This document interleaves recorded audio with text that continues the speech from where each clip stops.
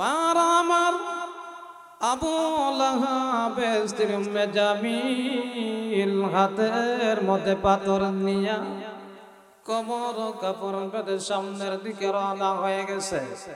উদ্দেশ্য হলো আব্দুল্লাহ ছেলে মুহাম্মদকে যেখানেই পাবো পাথর দ্বারা আঘাত করে তার মাথাকে চূর্ণ বিচূর্ণ করে দিব। জোরে বলেন নাউজুবিল্লাহ। আমার ভাইরা আওয়াজটা বাড়া দিয়া বলুন, যে হাত দিয়া উম্মে জামিল রাসূলের গায়ে আঘাত করবে ওই হাতের ক্ষমতাটুকু কার কাছে? আর একটু জোরে বলেন, কার কাছে? আল্লাহ যদি ইচ্ছা করে উম্মে জামিলের হাতটাকে আল্লাহ অবশ করে দেওয়ার মতো ক্ষমতা আল্লাহর আছে না নাই? অতীতে অনেকের হাতকে অবশ করে দিয়া, অনেকের জবানকে আল্লাহ পরিবর্তন করে দিয়া আল্লাহ প্রমাণ করে দিয়েছে। ভাইয়ারা আমার, আল্লাহর পয়গম্বর মুসা আলাইহিস সালাতু ওয়াস সালাম এক মাহফিলের মধ্যে গিয়ে যখন আলোচনা শুরু করে দিলেন, ওয়াজ শুরু করে দিলেন, ঘটনাক্রমে যাকাতের আলোচনা এসে গেছে। ঘটনাক্রমে যাকাতের আলোচনা এসে গেছে।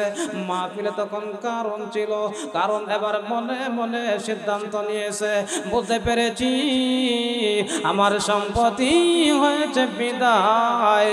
পয়গম্বর মুসা আমাকে টার্গেট করে শুধু যাকাতের ওয়াজটাই করে। জুড়ে বলুন নাউজুবিল্লাহ। আমার বারা পয়গম্বর মুসা আলাইহিস সালাতু ওয়াস সালাম কারণকে টার্গেট করে আলোচনা করে না, আল্লাহর বিধানের আলোচনা করে। আর একটু জোরে বলেন না, কার আলোচনা করে? আল্লাহর বিধানের আলোচনা করে। আর আল্লাহর বিধানের আলোচনা করতে গিয়া কার চেহারা ফর্সা হবে, কার চেহারা মলিন হবে এটা দেখার সময় নাই। এটা দেখার সময় নেই। আল্লাহর পয়গম্বর মুসা আলাইহিস সালাতু ওয়াস সালাম যখন আলোচনা শুরু করে দিলেন, যাকাতের আলোচনা যখন এসে গেছে, কারণ বুঝতে পারছি আমার সম্পত্তি হয়েছে বিদায়। পয়গম্বর মুসা আমাকে টার্গেট করে আলোচনা করে পয়গম্বর মুসাকে শিক্ষা দিতে হবে। জোরে বলুন নাউজুবিল্লাহ। সমাজের মধ্যে দেখবেন এমন কিছু লোক আছে যারা সুদ খায়, যারা ঘুষ খায়। ইমাম সাহেব যদি সুদ এবং ঘুষের আলোচনা করে, শুক্রবারে মসজিদে গিয়া কয়, ইমাম সাহেব আমি যে সুদ খাই আপনি মনে হয় জানেন, আমি যে ঘুষ খাই আপনি মনে হয় জানেন, আমি কত বড় বাহাদুর, আমাকে আপনি চিনেন না। এমন লোক সমাজের মধ্যে আছে না নাই? আল্লাহর পয়গম্বর মুসা আলাইহিস সালাতু ওয়াস সালাম যখন যাকাতের আলোচনা করলেন, কারণ এবার পিছন দিয়া লেগে গেছে। হ্যাঁ, কারণকে শিক্ষা দিতে হবে। বাড়িতে গেলেন, বাড়িতে একজন বেশ্যা মহিলাকে বললেন, হে আল্লাহর বান্দি শোনো, তোমাকে আমি 20,000 টাকা দিব। আগাল পয়গম্বর মুসা যখন মাহফিলের মধ্যে আসবে, আসার পরে তুমি পয়গম্বর মুসার উপর একটা মিথ্যা অপবাদ রটায় দিবা, তোমাকে আমি টাকা দিব 20,000। জুড়ে বলেন নাউজুবিল্লাহ। মহিলাটা রাজি হয়ে গেছে, হ্যাঁ ঠিক আছে। অথচ যেই জবান দিয়া পয়গম্বর মুসার বিরুদ্ধে কথা বলবে, সেই জবানের মালিক কে? আল্লাহর পয়গম্বর মুসা আলাইহিস সালাতু ওয়াস সালাম পরের দিন যখন মাহফিলের মধ্যে আসলেন, মাহফিলের মধ্যে এসে যখন আলোচনা শুরু করে দিলেন, ওয়াজ শুরু করলেন, নসিহত শুরু করলেন, বেশ্যা মহিলাটা মাহফিলের এক কোণা থেকে দাঁড়াইয়া পয়গম্বর মুসার বিরুদ্ধে কথা বলতেছে। কিন্তু মহান আল্লাহ ওই মহিলার জবানটাকে এমন ভাবে পরিবর্তন করে দিয়েছে, মহিলাটা পয়গম্বর মুসার জন্য এক কোণা থেকে দাঁড়ায়া গেছে, দাঁড়ায়া কথা বলতেছে মুসার বিরুদ্ধে। কিন্তু লোক সমাজরা ওই কথা শুনতেছে। ও লোক সমাজরা শোনো, আমাকে কারণ 20,000 টাকা দিয়ে এনেছে পয়গম্বর মুসার উপর একটা মিথ্যা অপবাদ দেওয়ার জন্য। জুড়ে বলুন সুবহানাল্লাহ। আমার ভাইরা বুঝে থাকলে বলুন, এই মহিলার জবানটাকে কে পরিবর্তন করে দিয়েছে? আরেকটু জুড়ে বলুন, কে পরিবর্তন করে দিয়েছে? আল্লাহ ইচ্ছা করলে জবানকে পরিবর্তন করতে পারে কি পারে না? আল্লাহ ইচ্ছা করলে জবানকে পরিবর্তন করতে পারে। আমার ভাইরা বলতেছিলাম, আল্লাহর বান্দি উম্মে জামিল হাতের মধ্যে পাথর নিয়ে সামনের দিকে রকম হয়ে গেল। আল্লাহর নবী হলেন কাবা শরীফের পাশে বসা, সাথে হলেন আবু বকর সিদ্দিক রাদিয়াল্লাহু আনহু। আবু বকর সিদ্দিক রাদিয়াল্লাহু আনহু যখন দেখলেন উম্মে জামিলের উদ্দেশ্য বলানা, উম্মে জামিলের রহস্য বলানা, উম্মে জামিল হাতের মধ্যে পাথর নিয়ে আমার রাসূলকে আঘাত করার জন্য সামনের দিকে রওনা হয়ে গেছে। আল্লাহর নবীর সাহাবী আবু বকর সিদ্দিক রাদিয়াল্লাহু আনহু নবীজিকে লক্ষ্য করে বলেন, ওগো আল্লাহর হাবিব, আখির জামানার নবী মুহাম্মাদুর রাসূলুল্লাহ সাল্লাল্লাহু আলাইহি ওয়াসাল্লাম, যেই আবু বকর আমার জীবনের সব কিছু বিলীন করে দিয়েছি আপনার জন্য, আজকে আমার সামনে উম্মে জামিল আপনাকে আঘাত করবে, এটা কখনো হতে পারে না। আল্লাহর নবী আবু বকর সিদ্দিক রাদিয়াল্লাহু আনহুকে সান্ত্বনা দিয়ে বলেন, আবু বকর চিন্তা করিও না, এই উম্মে জামিলের হাত থেকে মহান আল্লাহ আমাকে হেফাজত করবে। আল্লাহর নবী আর আবু বকর সিদ্দিক রাদিয়াল্লাহু আনহু কাবা শরীফের পাশে বসা, উম্মে জামিল হাতের মধ্যে পাথর নিয়ে আল্লাহর নবীকে আঘাত করার জন্য যখন একেবারে পাশাপাশি চলে গেলেন, পাশাপাশি গিয়ে আল্লাহর নবী আর আবু বকর তো একই পাশে দুইজন বসা। আল্লাহর নবীর সাহাবী আবু বকর সিদ্দিক রাদিয়াল্লাহু আনহুকে লক্ষ্য করে বলেন, হ্যাঁ আবু বকর, এসেছিলাম তোমাদের নবী আব্দুল্লাহর সালাত মুহাম্মদকে আঘাত করার জন্য, পাইলাম না, আরেকদিন যদি আসে তাহলে কিন্তু ছাড়তাম না।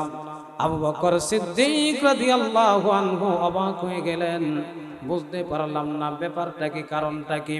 আমি আর নবীজি কাবা শরীফের পাশে একই জায়গার মধ্যে বসা, অথচ দেখা যায় ওই মহিলাটা আমাকে হুমকি দেয়, হ্যাঁ আবু বকর, এসেছিলাম তোমার নবীকে আঘাত করার জন্য, পাইলাম না, কিন্তু আরেকদিন যদি আসি তাহলে কিন্তু ছাড়তাম না। আল্লাহর নবীর সাহাবী আবু বকর সিদ্দিক রাদিয়াল্লাহু আনহু বলেন, বুঝতে পারলাম না ব্যাপারটা কি। ওই মহিলার চোখের মধ্যে কে পর্দা দিয়েছে? জোরে বলুন, আরেকটু জোরে আওয়াজ দিয়ে বলুন, ওই মহিলার চোখের মধ্যে কে পর্দা দিয়েছে? আল্লাহ ওই মহিলার চোখের মধ্যে পর্দা দিয়েছে। আল্লাহ চোখের মধ্যে পর্দা দেওয়ার ক্ষমতা আল্লাহর আছে না? না, আল্লাহর আছে, আল্লাহর আছে। ওই আল্লাহ এই কথাটাই বলতেছেন যে আমি যে কোরআন নাজিল করেছি, ওই কোরআনের সংরক্ষণের দায়িত্ব, হেফাজতের দায়িত্ব যদি কেউ হয়, হেফাজতের দায়িত্ব আমি আল্লাহ নিজে নিয়েছি। ওই কোরআনের নীতিমালা যদি কেউ হয় মানে, তাহলে তার শান মান মর্যাদা আমি আল্লাহ বাড়াইয়া দেই, পাশাপাশি আমি আল্লাহ তাকে বিভিন্ন বালা মুসিবত থেকে হেফাজত করি। আল্লাহ হেফাজত করার মতো ক্ষমতা আল্লাহর আছে তো? আর একটু জুড়ে বলেন, আছে? আল্লাহ শান মান বাড়ায় দেওয়ার ক্ষমতা আল্লাহর আছে না? খলিফাতুল মুসলিমিন ওমর ফারুক রাদিয়াল্লাহু আনহুর নাম আপনারা শুনছেন তো কোনদিন? ওমর ফারুক রাদিয়াল্লাহু আনহু ইসলাম গ্রহণ করার আগে ওনার কোনো সম্মান ইজ্জত ছিল না। ইসলাম গ্রহণ করার পরে খলিফাতুল মুসলিমিন ওমর ওনার শান মান মর্যাদা এমন ভাবে আল্লাহ পাক বাড়ায় দিয়েছেন, 20 থেকে 21টা হাদিস পাওয়া যায়। ওমর রাদিয়াল্লাহু আনহু যেই কথাটা জমিনে বলেছেন, মহান আল্লাহ সাথে সাথে আকাশের মধ্যে কবুল করে নিয়েছেন। খলিফাতুল মুসলিমিন ওমর শান মান মর্যাদা এমন ভাবে আল্লাহ বাড়ায় দিয়েছে। খলিফাতুল মুসলিমিন ওমর যখন রাষ্ট্র প্রধান হলেন, রাষ্ট্র প্রধান হওয়ার পরে খলিফাতুল মুসলিমিন ওমরের নাম যখন শুনত পারস্যের এবং রোমের সম্রাটরা, তখন দিনের বেলা যখন উমরের নামটা শুনতো তাদের ভিতরে ভয় জাগতো, রাত্রের বেলা যখন স্মরণ হয়ে যাইতো সারা রাত আর ঘুম আইতো না তাদের চোখের মধ্যে। জোরে বলুন সুবহানাল্লাহ।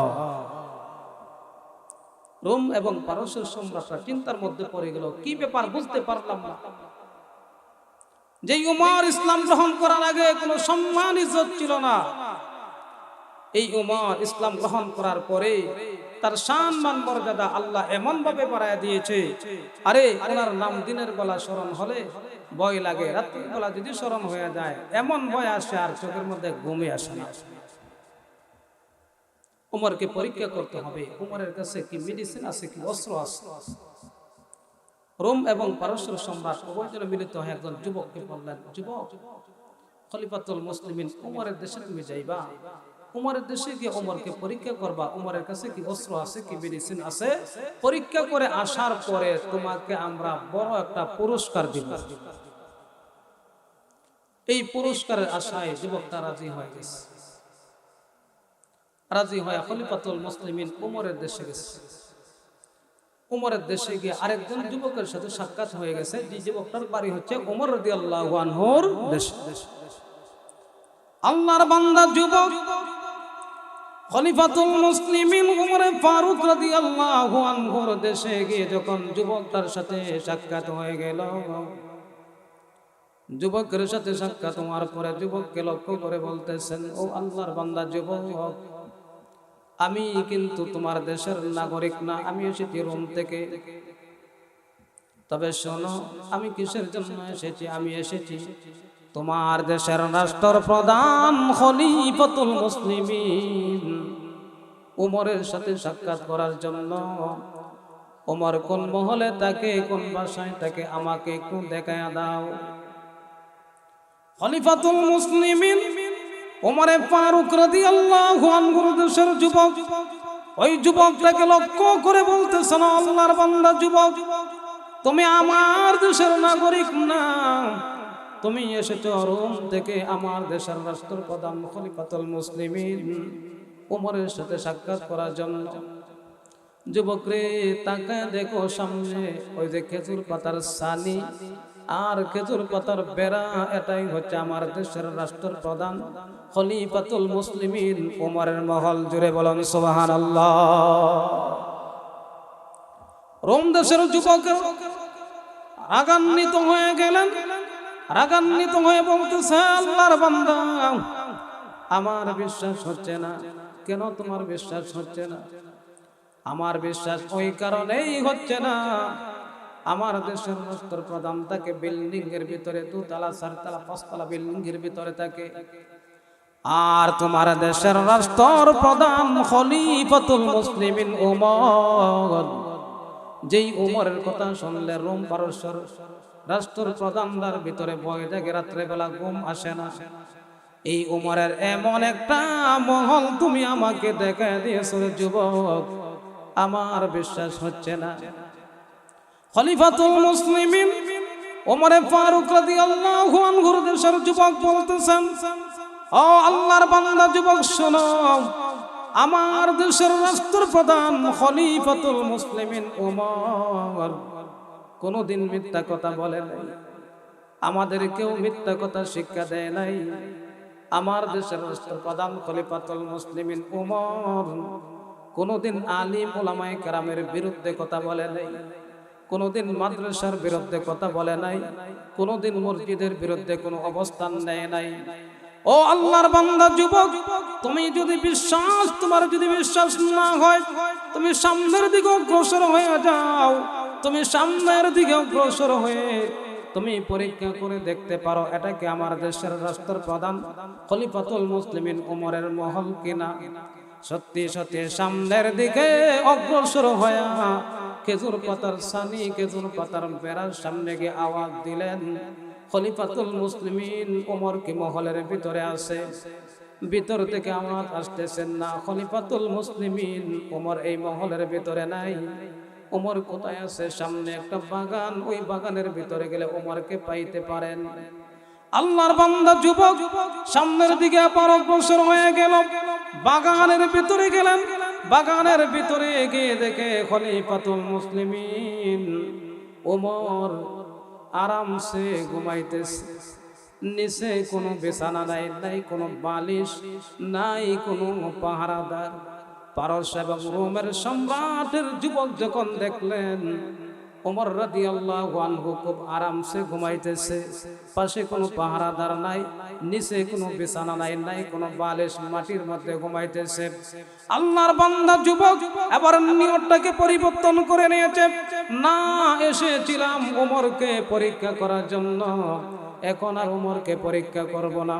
ওমরকে পরীক্ষা না করে আমার হাতের তরবারি দ্বারা যদি ওমরকে হত্যা করে দুনিয়া থেকে বিদায় করে দিতে পারি, আর আমার দেশের সম্রাট রাষ্ট্রপ্রধান যদি ওই সংবাদটা পায়, তাহলে আমাকে ডবল একটা পুরস্কার দিবে। জোরে বলেন নাউজুবিল্লাহ। বুঝে থাকলে বলুন, যে যুবক রাতের মধ্যে তরবারি নিয়ে খলিফাতুল মুসলিমিন ওমরকে হত্যা করার জন্য প্রস্তুতি নিয়েছে, ওমরের পিছনে দুনিয়ার কোন শক্তি যদি নাও থাকে, মহান আল্লাহর শক্তি ওমরের পিছনে আসে না নাই? আরেকটু জোরে বলেন, আসে না নাই? আল্লাহ ইচ্ছা করলে ওমরকে হেফাজত করার মতো ক্ষমতা আল্লাহর আছে না নাই? আল্লাহর বান্দা যুবক নিয়তটাকে যখন পরিবর্তন করে নিয়েছেন, না ওমরকে শুধু পরীক্ষা করলেই হবে না, ওমরকে তরবারি দ্বারা আঘাত করে যদি দুনিয়া থেকে বিদায় করে দিতে পারি, আগে পুরস্কার পাইতাম একটা, এখন পাইমু ডবল দুইটা। আল্লাহর বান্দা যুবক তরবারি নিয়ে ওমরকে হত্যা করার জন্য যখন সামনের দিকে রওনা হয়ে গেলেন, ওমর তো ঘুমের মধ্যে আছে।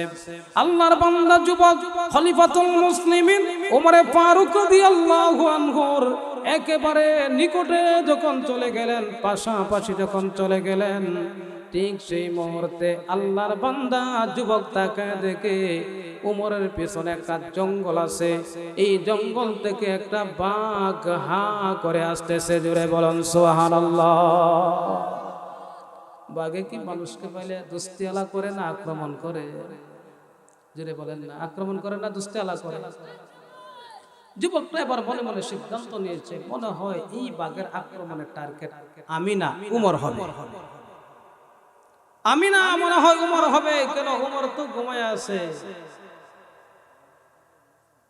উমর তো ঘুমায় আছে। এমন অবস্থার মধ্যে দেখা যায় বাঘ উমরকে পিছনে রাইখা সামনের দিকে আসতেছে। জুড়ে বলেন সুবহানাল্লাহ।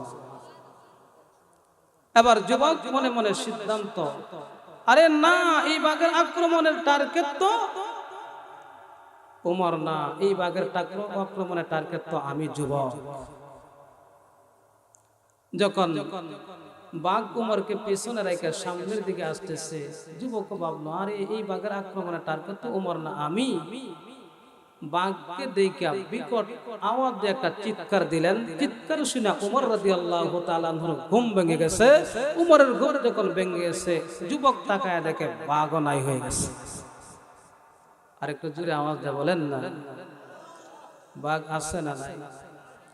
খলিফাতুল মুসলিমিন ওমর রাদিয়াল্লাহু আনহু বলেন, আজ যুবক বুঝতে পারলাম না, আমি সারা রাত জনগণের খবর নিয়ে ডিউটি করে আমি দিনের বেলা খুব আরামসে ঘুমাইছিলাম, তুমি কোথায় থেকে এসে বিকট একটা আওয়াজ দিলে, তোমার আওয়াজটা শুনে আমার ঘুমটা ভেঙে গেল।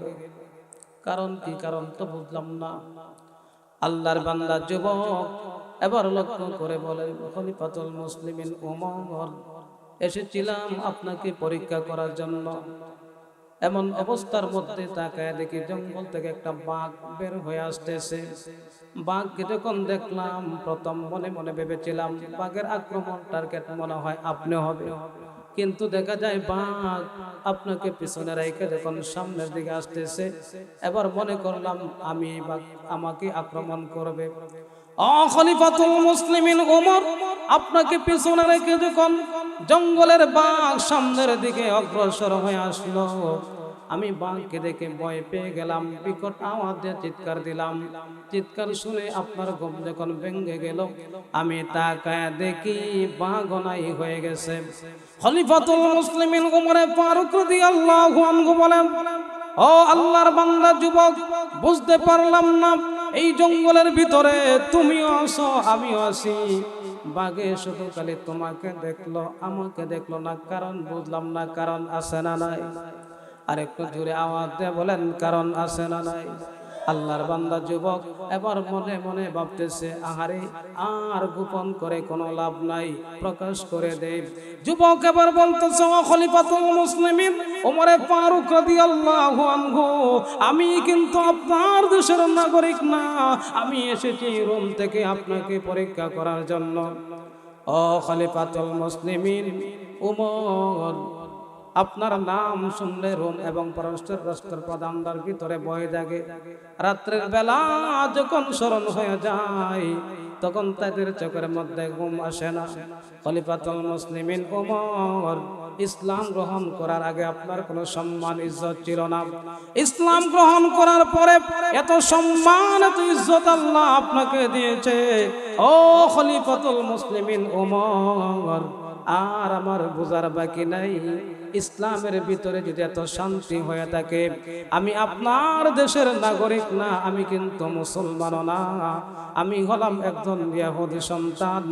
ও খলিফাতুল মুসলিমিন উমরের ভিতরে যদি ইসলামের ভিতরে যদি এত শান্তি হয়ে থাকে, আমি আর দেরি করতে চাই না, এই মুহূর্তে আমাকে আপনি পড়ায়া দিন লা ইলাহা ইল্লাল্লাহু মুহাম্মাদুর রাসূলুল্লাহ। তাহলে ইসলামের ভিতরে শান্তি আছে না?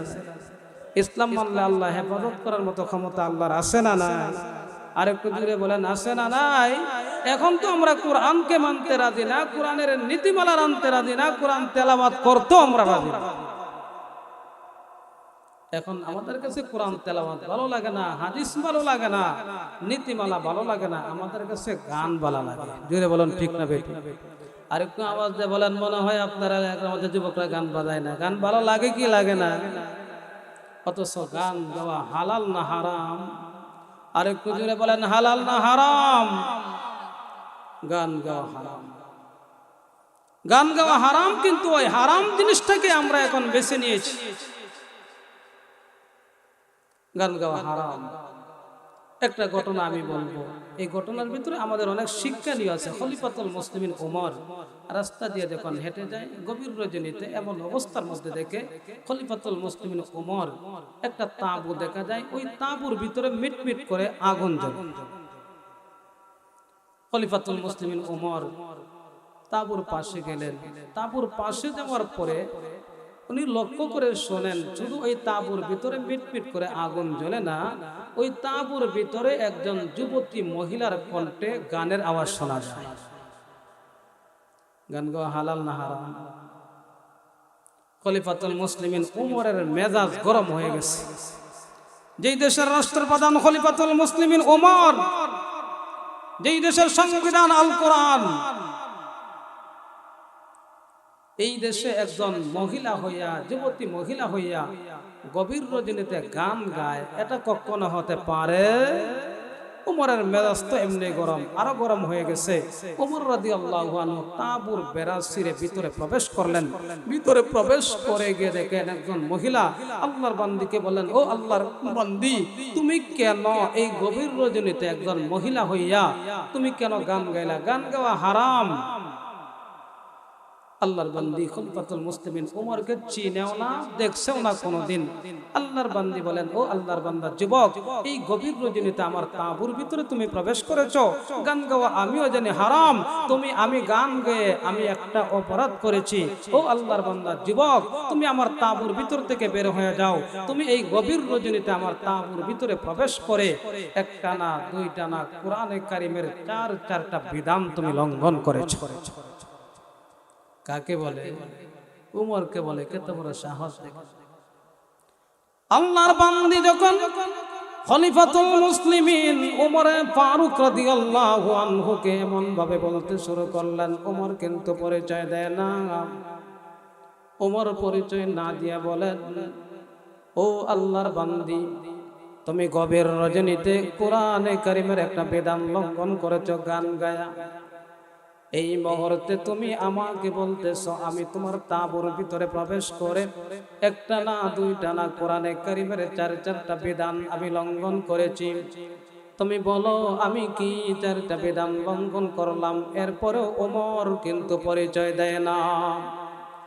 আল্লাহর বান্দী বলেন, যুবক, তোমাকে আমি চিনি না, তবে তুমি আমার তাঁবুর ভিতরে প্রবেশ করে কোরআনে কারিমের একটা না, দুইটা না, চারটা বিধান তুমি লঙ্ঘন করেছ রে যুবক। আগামীকাল সকাল বেলা আমি খলিফাতুল মুসলিমিন উমরের দরবারে তোমার নামে বিচার দিব। আর আমার ধারণা খলিফাতুল মুসলিমিন উমর যেই গরম তবিয়তের মানুষ, আমি বিচারটা দেওয়ার পরে তোমার দেহ থেকে আমার ধারণা কল্লাটা আলাদা করে দিবে। কাকে বলে? উমরকেই বলে। ওমর রাদিয়াল্লাহু আনহুর পরে পরিচয় দেয় না, পরিচয় না দিয়ে বলেন, ও আল্লাহর বান্দি, বলো আমি কি চারটা বিধান লঙ্ঘন করলাম?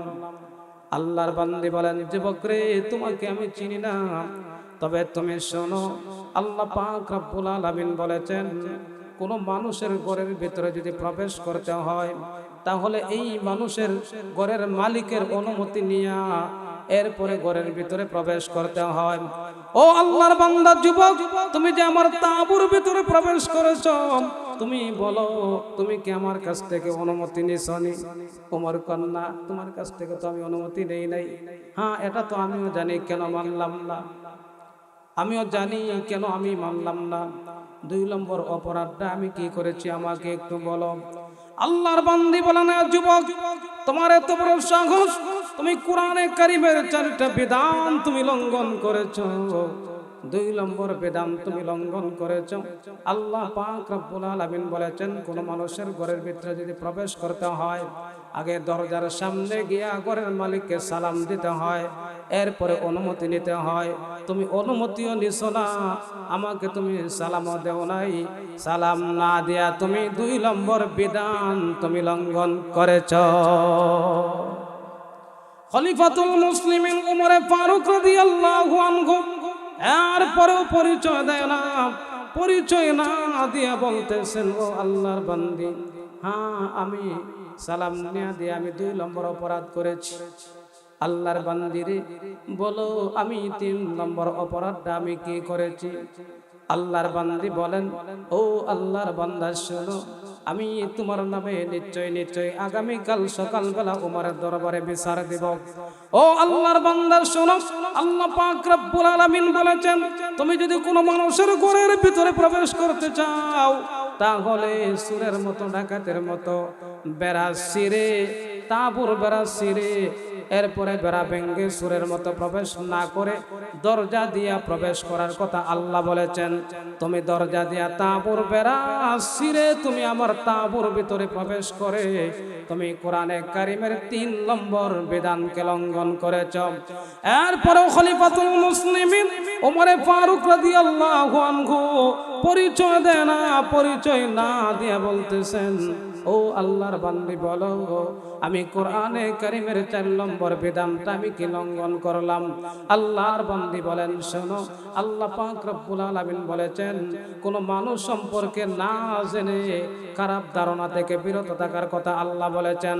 ও আল্লাহর বান্দা যুবক, তুমি আমার তাঁবুর ভিতরে প্রবেশ করে তুমি আমাকে বলেছিলে, ও আল্লাহর বান্দি, তুমি কোন যুবককে পাশে নিয়ে তুমি গান গাইতেছিলাম? না না, আমি কাউকে পাশে নিয়ে গান গাই নাই। ও আল্লাহর বান্দা যুবক শোনো, তুমি কি আমাকে চিনো? আমি হলাম কোরআনে কারিমের একজন হাফেজ আমের। আমার স্বামী হলো আব্দুল্লাহ বিন সাদ রাদিয়াল্লাহু আনহু। আব্দুল্লাহ বিন সাদ রাদিয়াল্লাহু আনহুর সাথে যখন আমার এজাব কবুল হয়ে গেছে, এজাব কবুল হওয়ার পরে খলিফাতুল মুসলিমিন উমরকে লক্ষ্য করে বলতেছে, খলিফাতুল মুসলিমিন উমরের পক্ষ থেকে আমার কাছে, আমার স্বামীর কাছে একটা চিঠি এসেছে। ও আল্লাহর বান্দা আব্দুল্লাহ বিন সাদ, এই মুহূর্তে যুদ্ধের ময়দানে চলে যাইতে হবে, সেনাপতির দায়িত্ব তুমি গ্রহণ করতে হবে। আমার স্বামী যখন ওই চিঠিটা পাইলো, চিঠি পাওয়ার পরে আমাকে লক্ষ্য করে বলতেছেন, স্ত্রী রে, তোমার সাথে শুধু আমার এজাব কবুল হয়ে গেছে, তোমার সাথে এজাব কবুল হয়ে গেছে, এই মুহূর্তে আমি যুদ্ধের ময়দানে চলে যাওয়ার জন্য আমার কাছে চিঠি এসেছে। ও আল্লাহর বান্দি শোনো, আমি যুদ্ধের ময়দানে চলে যাব, আমি যুদ্ধের ময়দানে চলে যাওয়ার পরে আমি যদি শহীদ হয়ে যাই, তোমার সাথে আমার সাক্ষাৎ হবে না। আর যদি আমি বেঁচে থাকি, তাহলে তোমার সাথে আমার 1 বছর পরে সাক্ষাৎ হবে। হবে। ও আল্লাহর বান্দা যুবক, আজকে 1 বছর পূর্ণ হয়ে গেল, আমি আমার স্বামীর জন্য অপেক্ষা করতেছি। আর মনে মনে একটা গান গেয়েছিলাম, মনের আবেগ নিয়ে একটা গান গেয়েছিলাম, কোথায় রে প্রাণের বদুয়া, তুমি আমাকে এসে দেখে গেলে না। ওই গানটা গেয়েছিলাম, ওই গানটাকে আমি কোরআনে কারীমের একটা বিধানকে আমি লঙ্ঘন করেছি। আর তুমি আমার তাঁবুর ভিতরে প্রবেশ করে একটা না, দুইটা না, চারটা বিধান তুমি লঙ্ঘন করেছ। এই অভ্যাসগুলো আমাদের মধ্যে আসছে না নাই? আর একটু জোরে আওয়াজ দিয়ে বলেন, আসছে না নাই?